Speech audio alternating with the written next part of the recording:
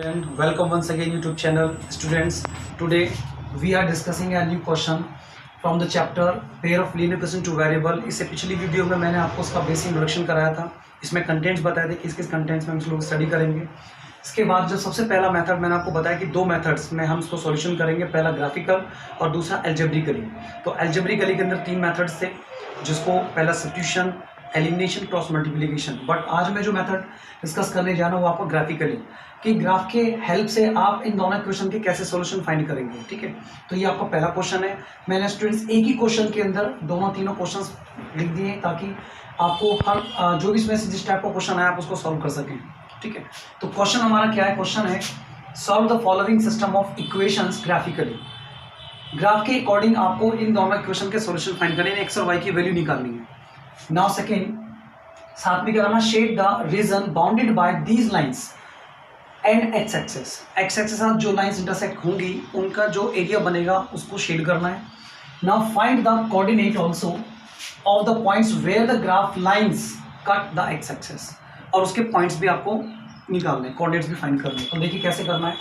First of all सबसे पहले आप क्या करेंगे, इन इक्वेशन को सॉल्व करेंगे। कैसे?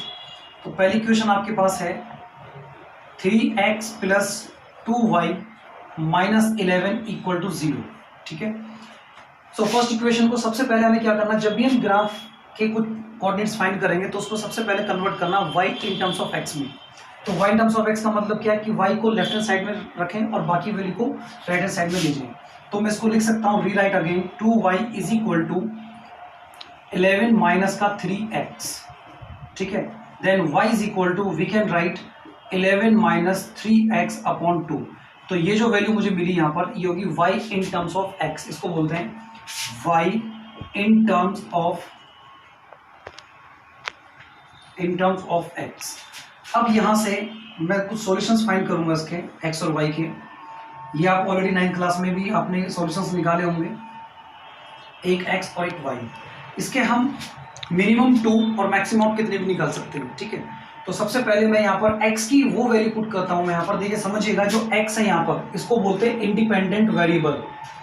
इंडिपेंडेंट वेरिएबल, इंडिपेंडेंट वेरिएबल यानी कि x की आप कोई भी ऐसी वैल्यू पुट कर सकते हैं।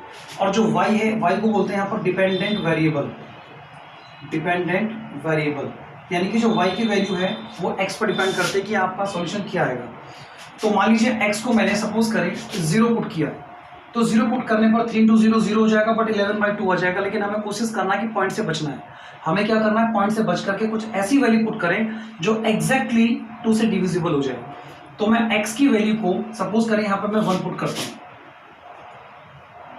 x के लिए मैंने 1 पुट किया तो 3 1 जा 3, 11 में से 3 जाएगा, कितना बचेगा 8। 2 से 8 को डिवाइड करेंगे तो आंसर आएगा 4। तो y की वैल्यू मुझे कितनी मिली, 4। नाउ अगेन, अब यहाँ पर मैं पुट करता हूँ 2 पुट करता हूँ। अगर मैं 3 2 से 6, देखिए 6 11 मैंने 6 जाएगा, 5 बचेगा, फिर पॉइंट में आएगा। तो एक काम कर लेते हैं, इसको हम 3 पुट कर लेते हैं। तो सपोज मैंने इसको 3 पुट किया, 3 3 जा 9, 11 माइनस 9 2, 2 अपॉन 2 1, ये मुझे दूसरी वैल्यू मिली। नाउ अब इसके काम करते हैं, इसको -1 पुट कर लेते हैं। x की जगह -1 पुट किया तो 3 1 जा 3, तो माइनस माइनस प्लस हो जाएगा, और 11 में 3 को ऐड करेंगे तो 14 होगा, और 14 को 2 से डिवाइड करेंगे तो 7 आ जाएगा। ठीक है, आप चाहें तो 3 वैल्यूज को लिख सकते हैं, चाहे तो आप 4 भी निकाल सकते हैं। हमने यहाँ पर 3 वैल्यूज को निकाल लिया। ठीक है, नाउ द सेकेंड, इसी तरह से similarly you can find the other coordinate from the second equation. Now what is the second equation, 2x minus का 3y is plus 10 equal to 0। अब देखिए क्योंकि ये y नेगेटिव है तो एक काम कर लेते हैं, इसको भी y in terms of x में लेना है, तो हम इसका कर लेते हैं कि y को राइट हैंड साइड में ले जाते हैं। तो जैसे ही y को राइट हैंड साइड में ले जाएंगे तो वैल्यू आएगी 3y is equal to 2x plus 10, और y को मैं लिख सकता हूँ 2x प्लस 10 डिवाइडेड बाय 3। ये भी मेरे पास y in terms of x आ गया। और इसी तरह से इसके भी सॉल्यूशन निकाल लीजिए, एक x और एक y। ठीक है, x के लिए वैल्यू पुट करें यहाँ पर। मान लीजिए मैं x की वैल्यू को 0 पुट करता हूँ तो ये 0 हो जाएगा, 10/9 होगा, सॉरी 10/3 होगा, तो डिविजिबल नहीं होगा। तो एक काम कर लेते हैं, इसको मैं 1 पुट कर लेता हूँ। तो 1 से भी मान लीजिए 1 पुट किया तो कितना आ जाएगा ये 12, 2 1 जा 2, 10 में 2 को ऐड किया 12, 12 को 3 से डिवाइड किया 4 आ जाएगा। नाउ सेकेंड, अब इसको मैं करता हूँ 3 पुट करके देखता हूँ, ठीक है, या 2 पुट कर लेता हूँ, 2 2 जा 4, और वो भी किसका, माइनस का, माइनस को 2 किया तो 2 2 जा 4, माइनस का 4, 10 में से माइनस 4 जाएगा तो बचा 6, 6 को 3 से डिवाइड किया 2 आ जाएगा। नाउ द नेक्स्ट इज, अगला एक और लेते हैं यहाँ से, मान लीजिए इसको मैंने पुट कर लेता हूँ, हाँ 3 पुट करके देखिए, इसमें 3 2 जा 6, ये 4 आता है, ठीक है, और अगर मैं इसको माइनस करता हूँ तो 4 आता है, और प्लस करता हूँ तो 16 आता है, तो 4 पुट कर ले तो 4 2 जा 8, 8 यानी मैंने इसको 4 पुट किया, जैसे मैं इसको 4 पुट किया तो 4 2 जा 8, 10 और 8 18, 18 को 3 से डिवाइड किया तो कितना आ जाएगा, 3 6 जा 18। So now we have the pair of coordinates. तो पहले के जो पेयर ऑफ कोऑर्डिनेट्स मुझे मिले, क्या मिला, एक तो 1 और 4, दूसरा मिला 3 और 1, तीसरा मिला -1 और 7। इसी से कोऑर्डिनेट्स मुझे मिले 1 and 4, दूसरा मिला -2 और 2, and the third is 4 and 6. Now to represent these coordinates on the graph. अब मुझे ग्राफ पे आना है, ग्राफ को समझिए। तो स्टूडेंट्स, ये मैंने यहाँ पर एक ग्राफ ड्रॉ किया है, ग्राफ ड्रॉ पे ध्यान दीजिएगा। देखिए, सबसे पहले ग्राफ ड्रॉ करने के लिए आपको ये ध्यान देना कि हमारी मैक्सिमम एक्स की वैल्यू कितनी है, इसमें 3 है, और मैक्सिमम एक्स की पॉजिटिव वैल्यू कितनी है, 4 है।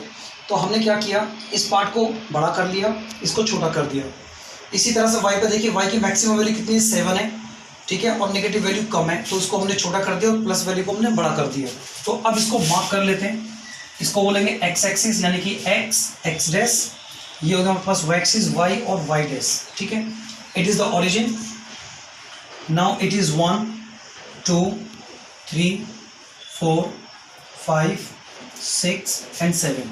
सिमिलरली यहाँ भी लिखा लीजिए -1 -2 -3 -4 -5।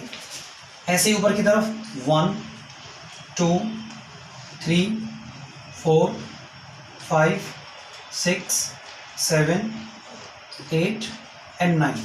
सेम ऐसे यहाँ पे नीचे -1 -2 -3 -4 और -5, ठीक है। So we have represent the numbers on axis, x axis and y axis, ठीक है। यहाँ पर आप स्केल लिख देंगे, यहाँ पर स्केल क्या यूज करेंगे, स्केल में 1 square unit is equal to 1। हम एक स्क्वायर यूनिट को हमने 1 मान लिया, ठीक है। तो 1 square unit is equal to 1 unit के बराबर होगा। तो अब यहाँ देखिए, सबसे पहला क्या है, कोऑर्डिनेट्स। अकॉर्डिंग टू कोऑर्डिनेट्स आपने 9th क्लास में पढ़े होंगे कि जब दो पेयर ऑफ कोऑर्डिनेट्स होते हैं वो भी नॉन जीरो है, तो किस कोऑर्डिनेट में लाई करेंगे। अभी क्योंकि दोनों पहले देखिए 1 4 है, तो 1 4 क्या है, प्लस प्लस है दोनों, तो प्लस प्लस इसका मतलब पहले कोऑर्डिनेट होगा, पहला जो कोऑर्डिनेट होता है वो होता है हमारा प्लस प्लस, दूसरा कोऑर्डिनेट होता है हमारा माइनस प्लस, तीसरा कोऑर्डिनेट होता है हमारा minus minus, and the fourth coordinate is plus minus, ठीक है। आप ऐसा भी याद रख सकते हैं। तो पहले देखिए 1 and 4, 1 मतलब for x axis and 4 is y axis, क्योंकि दोनों प्लस प्लस है तो उस कोऑर्डिनेट में आएगा।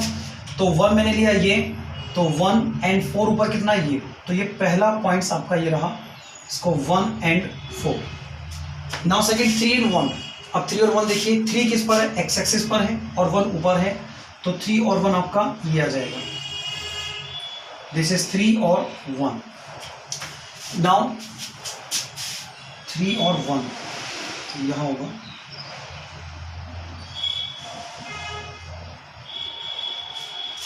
नाउ द नेक्स्ट इज -1 और 7। तो -1 सेकेंड क्वाड्रेंट होगा, माइनस प्लस, तो -1 और 7 ऊपर की तरफ, तो ये जो पॉइंट है आपका ये लगभग यहाँ आ जाएगा, ठीक है। अब आपने क्या करना है, इन पॉइंट्स को आपस में मिला देना है, ठीक है। इनको ज्वाइन कर दीजिए,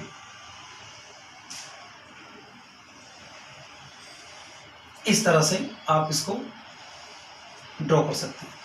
तो ये जो लाइन हमारे पास बनी, ये लाइन आपके पास कौन सी होगी, स्टार्टिंग की 3x + 2y - 11। इसको आप लिख सकते हैं 3x - 2y + 2y - 11 = 0। This is the line of this equation.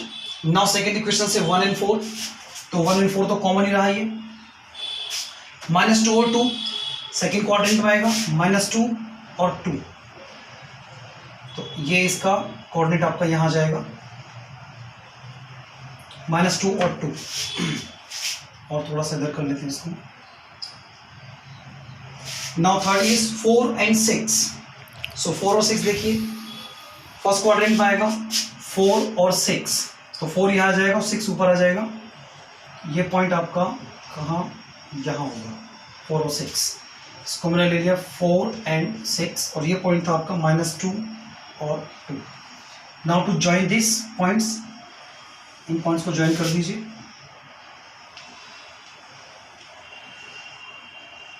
ये आपका ऐसे निकल जाएगा।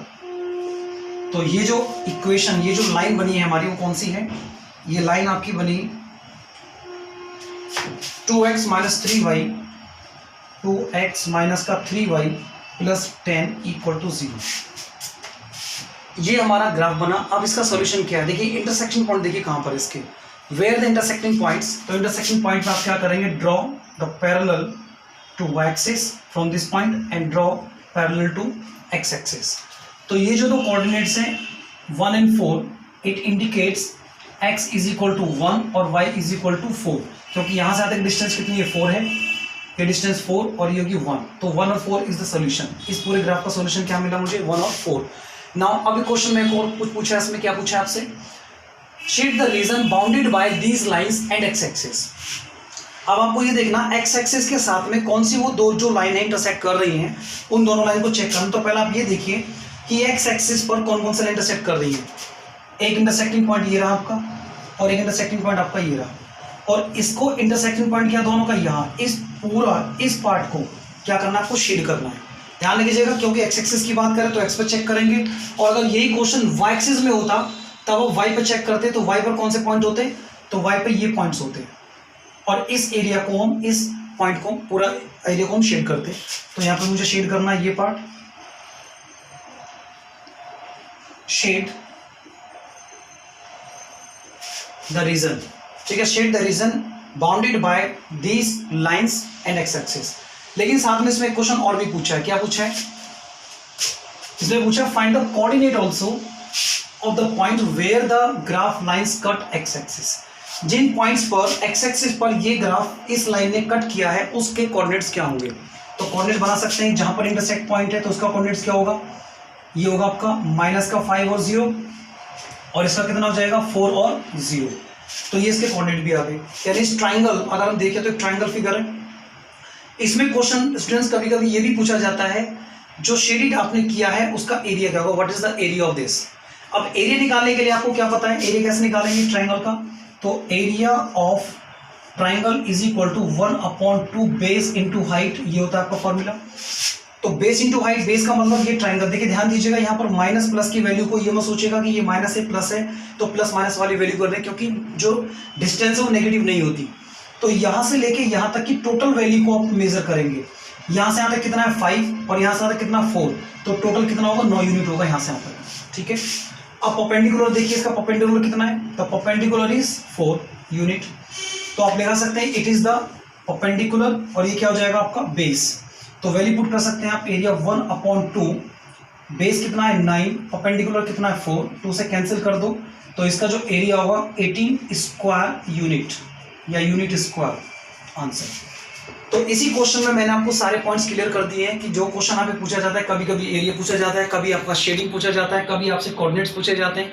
तो मैंने कोशिश किया है कि एक ही क्वेश्चन के अंदर वो सारे पॉइंट्स आपको समझा दिए जाएं, और आई होप आपको ये क्वेश्चन और ये पूरा कॉन्सेप्ट समझ में आया होगा। तो इससे रिलेटेड अगर आपको कोई भी ऐसा क्वेश्चन आता है तो आप उसको कर सकते हैं, ठीक है। तो आज के लिए इतना ही स्टूडेंट्स, आज की इस वीडियो में इतना ही। अगली वीडियो में फिर आपको नए अलग मेथड्स के साथ फिर मिलेंगे। तब तक के लिए thank you, wish you all the best, have a good day.